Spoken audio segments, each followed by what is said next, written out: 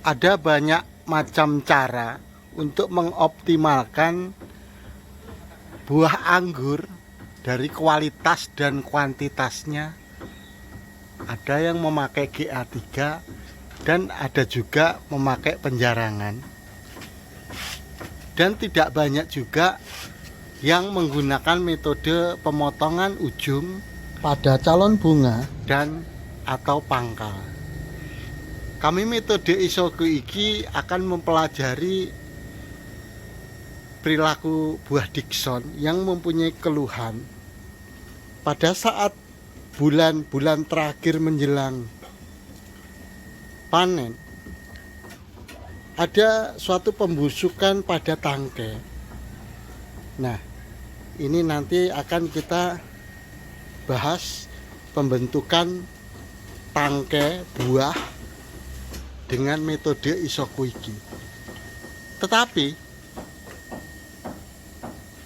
untuk di daerah Korea, beliau memangkas calon-calon bunga yang ada di pangkal dan membiarkan pada ujungnya sekitar 4 cm. Namun berbeda juga dengan yang ada di Australia. Beliau memangkas ujung dari calon bunga ini ke ujung dan membiarkan pada pangkalnya atau sayap. Dan berbeda-beda disesuaikan dengan kebutuhan. Kalau di Korea, beliau memangkas pada pangkalnya karena untuk mendapatkan bentuk dari buah tersebut nantinya akan lebih indah selain berkualitas. Tetapi kalau yang ada di Australia, beliau memangkas pada ujungnya ini untuk mendapatkan selain kualitas buah juga akan mendapatkan kuantitas yang lebih banyak. Namun untuk metode Isoku iki akan membahas yang berbeda.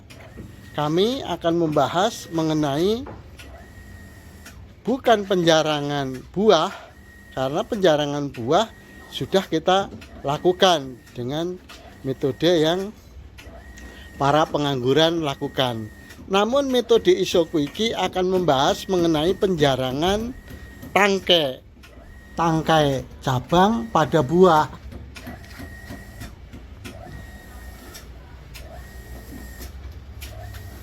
Assalamualaikum warahmatullahi wabarakatuh.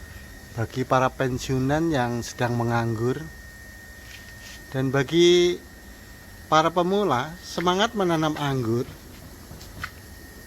di sini kami sengaja buah Dickson ini tidak dipakai GA3 atau penjarangan beri.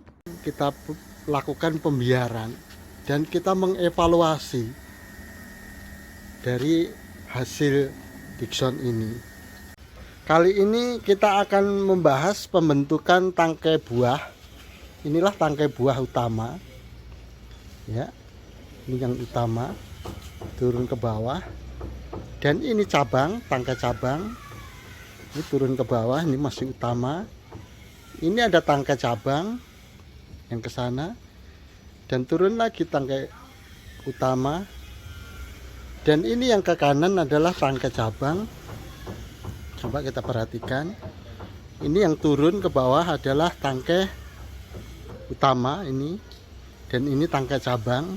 Ini tangkai utama ke bawah sana. Dan seterusnya. Begini teman-teman ya. Setelah kita evaluasi dari anggur kita ini, buah anggur kita yang kita biarkan ini dari tangkai utama ya, itu ada tangkai cabang. Nah ini hasilnya sayapnya ini dompolannya bagus ya, tandanya bagus.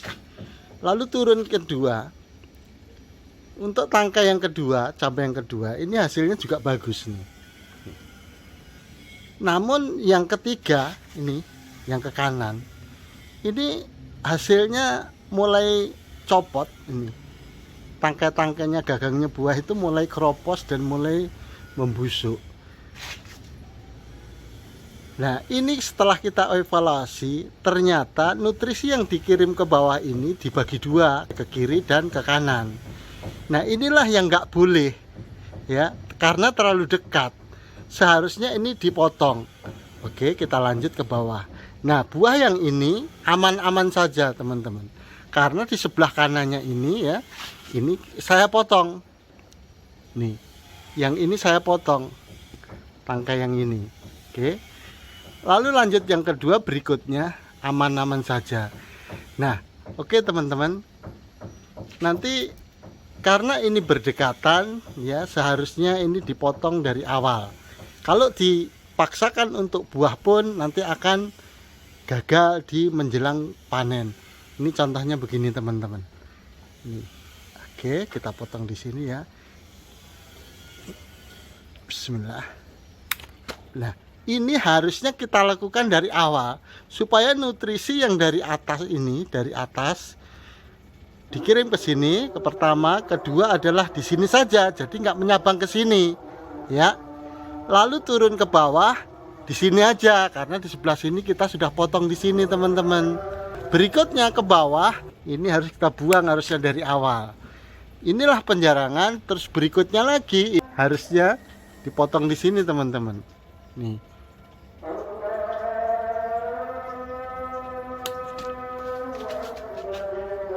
Oke, sehingga akan terjadi penjarangan cabang buah anggur seperti ini, ya. Dari sini yang pertama mempunyai jarak yang kedua, dan mempunyai jarak lagi yang ketiga, dan mempunyai jarak lagi yang keempat, dan mempunyai jarak lagi yang kelima. Oke, kita akan praktekkan begini, teman-teman, ya. Mungkin ada teman-teman yang berpikir, kenapa tidak mengikuti yang model Korea, jadi membuang pada pangkalnya ini dan menyisakan pada ujungnya, atau yang di Australia menyisakan yang di pangkal dan membuang pada ujungnya, atau dibiarkan begitu saja seperti teman-teman di pengangguran.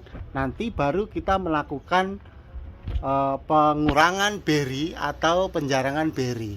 Namun metode Isokuiki akan mencoba dengan menjarangkan tangkai-tangkai pada cabang tangkai buah ini. Seperti ini contohnya, teman-teman, ya. Ini tangkai yang pertama dengan tangkai yang kedua ini selalu berdekatan, terlalu dekat sekali, sehingga nanti pada poin ini akan terjadi perebutan nutrisi, sehingga kita manfaatkan yang di depan dan membuang yang di belakangnya. Ini kira-kira begini, teman-teman, ya. Bismillahirrahmanirrahim. Ya, ini kita sudah buang yang di sini. Lalu untuk berikutnya, ya, kita lihat yang berikutnya. Oke, teman-teman, kita sudah bisa lihat jaraknya sudah menjauh. Jadi jarak antara cabang yang pertama ini dengan yang kedua sudah menjauh. Oke, teman-teman, antara tangkai yang pertama ini, ya, dengan tangkai yang kedua sudah ada jarak karena kita lakukan pemotongan di sini. Nah, di tangkai berikutnya ini yang ketiga, ini ada dua tangkai, sebelah bawah ini dan sebelah di seberangnya sana. Kita buang yang satu lagi, teman-teman, ya. Kita lakukan pemotongan yang di seberangnya. Ya, ini bismillahirrahmanirrahim. Oke. Lalu kita lanjutkan lagi berikutnya, ya. Kalau di Korea, ya, itu memotong di bagian atas ini dan menyisakan 4 cm yang bagian bawah. Tetapi kalau model yang di Australia, beliau malah membuang yang ada di ujung ini dan menyisakan sayap-sayap yang ada di bagian atas. Dan ini kita akan lanjutkan. Tapi untuk metode Isokuiki tidak mengikuti dari cara-cara yang ada di 4 musim. Karena begini, teman-teman, ya. Pada saat di 4 musim itu, musim panas dia membuahkan, proses 3 bulan adalah membesarkan buah. diakhiri dengan musim dingin. Jadi pada saat musim dingin itu buah-buah sudah tidak terkena matahari full dan malah kena musim dingin, sehingga berbeda dengan di kita. Pada saat musim panas kita buahkan, lalu pada musim penghujan menjelang panen kita banyak yang mengalami kebusukan. Oke, kita lanjutkan untuk membuang berikutnya supaya ada jarak. Ini agak sempit sekali, tapi kita usahakan untuk bisa memotongnya. Oke, bismillah.